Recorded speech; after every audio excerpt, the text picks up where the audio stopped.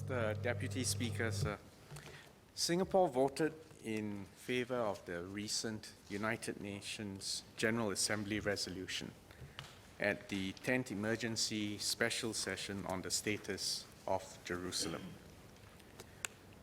Our vote in favor of this resolution is consistent with our long-standing position on the unfortunately long-running Israeli-Palestinian conflict.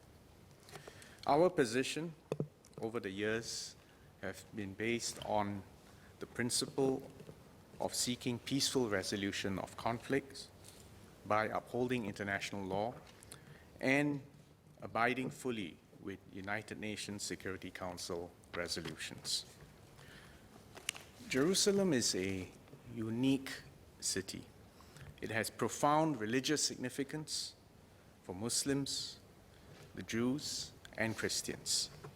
And the status of Jerusalem is a very complex and sensitive issue with a very long history, fraught with political and religious dimensions.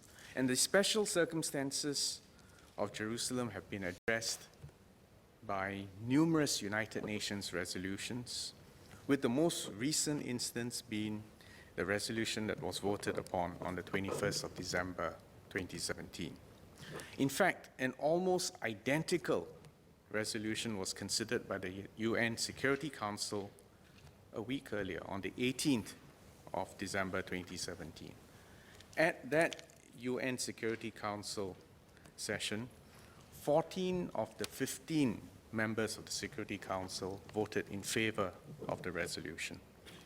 And the US was the sole member to vote against and ultimately to cast a veto against that resolution. And that's why the resolution then came to the General Assembly.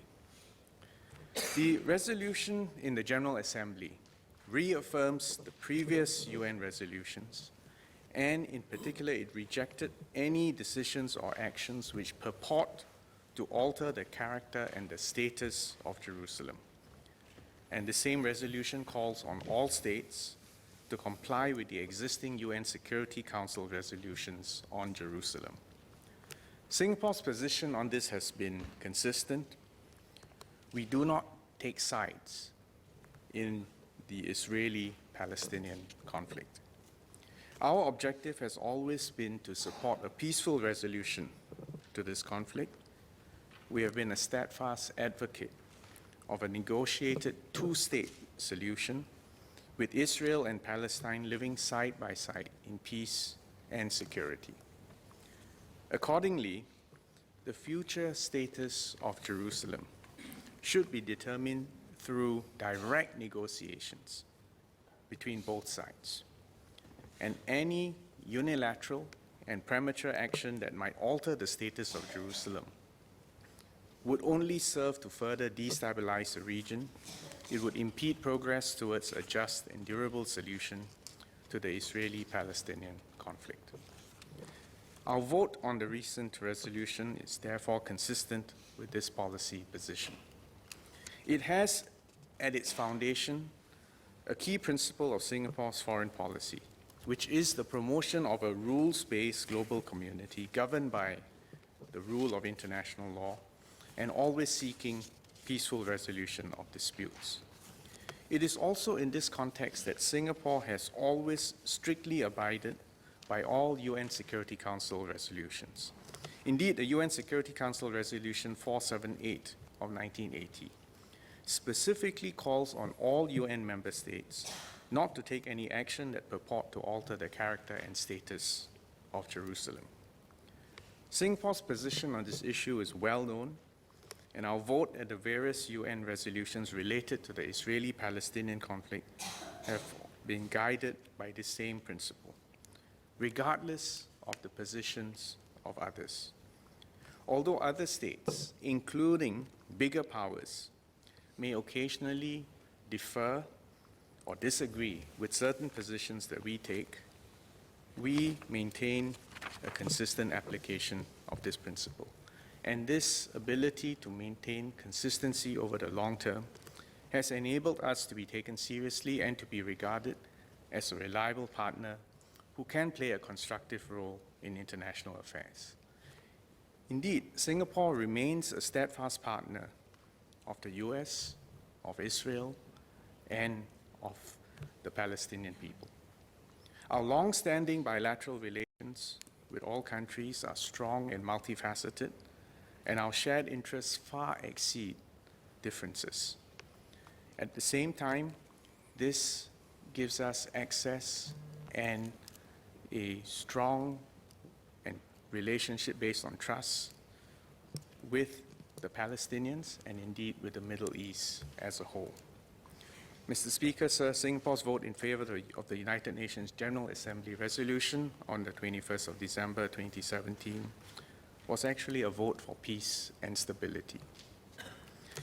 As a small country with a multiracial and multi-religious population, Singapore, of all countries, fully appreciates that tolerance and the peaceful resolution of disputes are vital for social harmony and for our success as a nation, and indeed for world peace.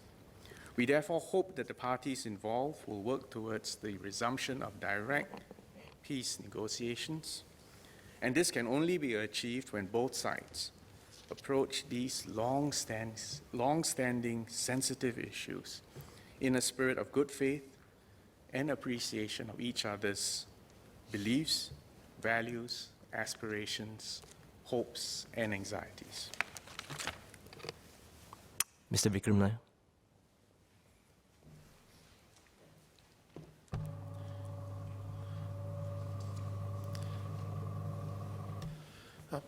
Thank you, Mr. Deputy Speaker. Minister, two supplementary questions. First, was there a reason Singapore chose to vote in favor of the resolution rather than, say, abstaining? Because that is clearly taking a position on the matter. And second, Singapore has always advocated a two-state solution, and a change in the status of Jerusalem, I believe the minister is implying, would make that more difficult. What steps has Singapore taken to facilitate this two-state solution, given its strong relationships with both sides?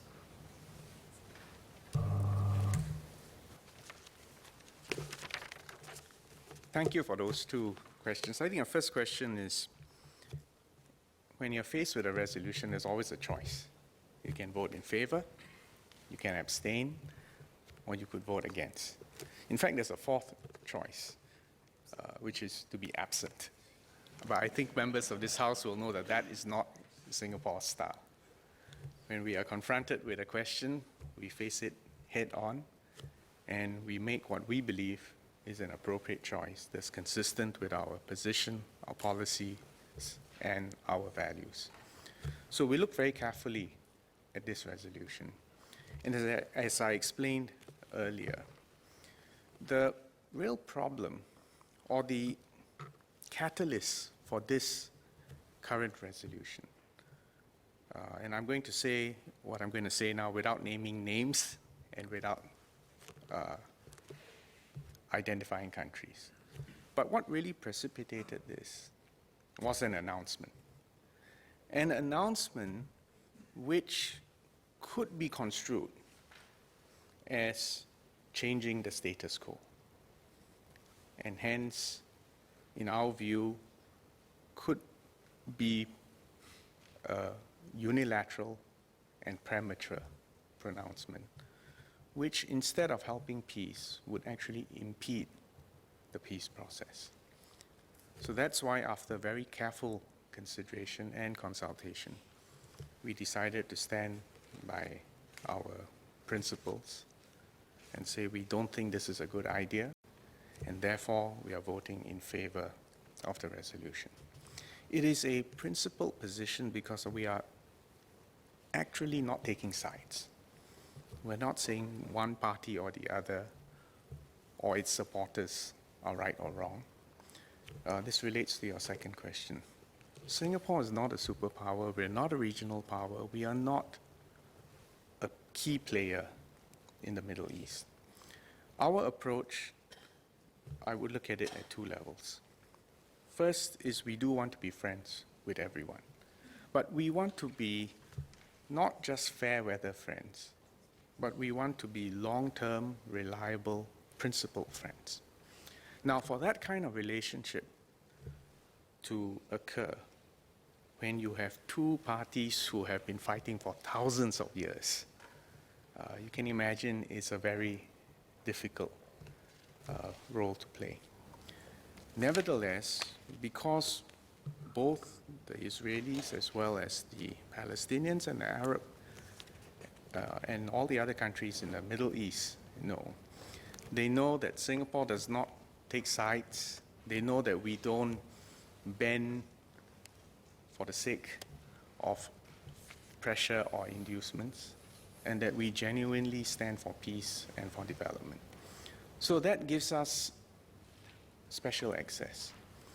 I felt this special access when in April 2016, Prime Minister Lee made the first visit as an incumbent Prime Minister of Singapore to both Jordan and to Israel.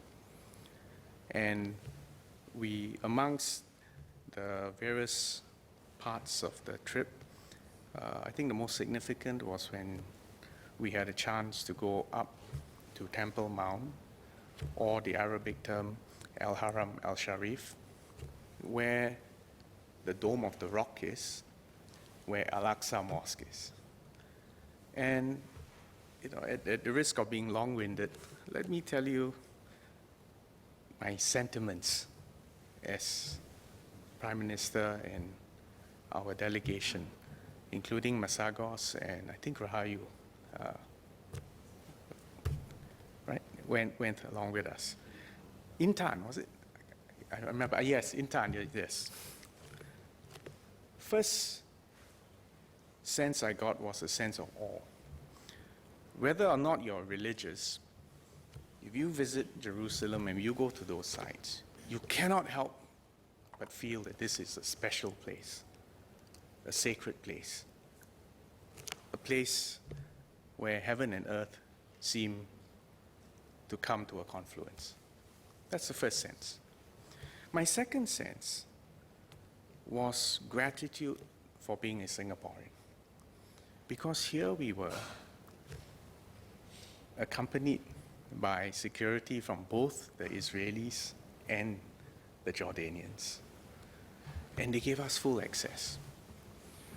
Minister Masagos even had a chance to pray in the cave beneath the Dome of the Rock. And they gave us full access to Al-Aqsa Mosque. And we are not Muslims. But everyone knew, yes, we are from Singapore. This is a multi-religious, multiracial group.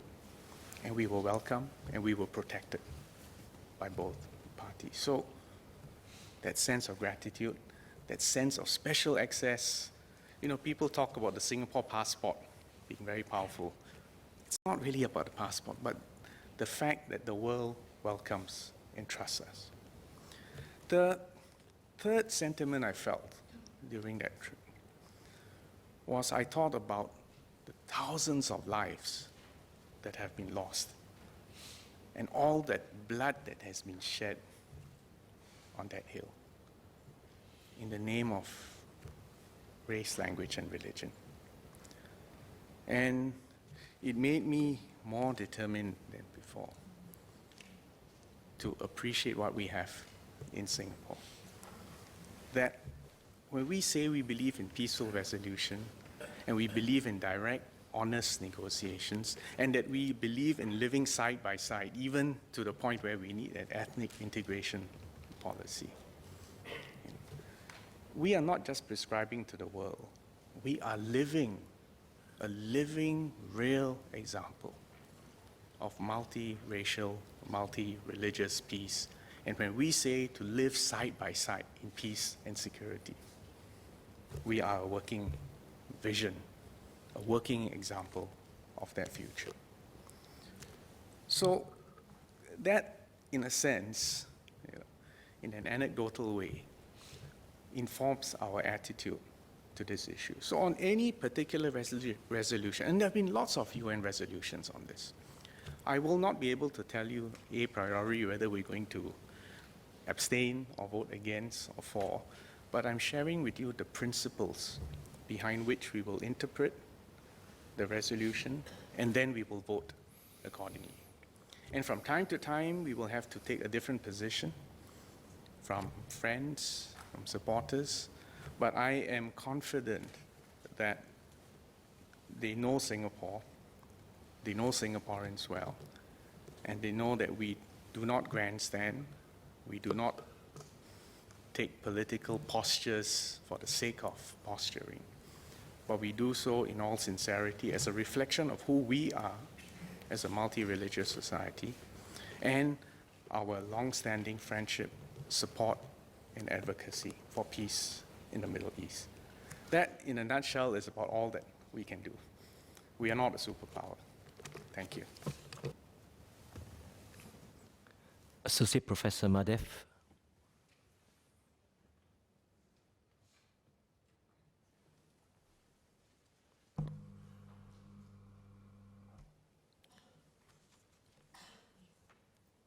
Mr. Deputy Speaker, I thank the Minister for his very detailed and heartfelt response to Mr. Nair's questions. The vote by Singapore was not only an enlightened one, it was fully in accordance with international law and the rule of international law. My only question is, at the time when the vote was cast, were there efforts for ASEAN to speak with one voice at that vote? I ask this question because I noticed that both Myanmar and Philippines abstained from the vote.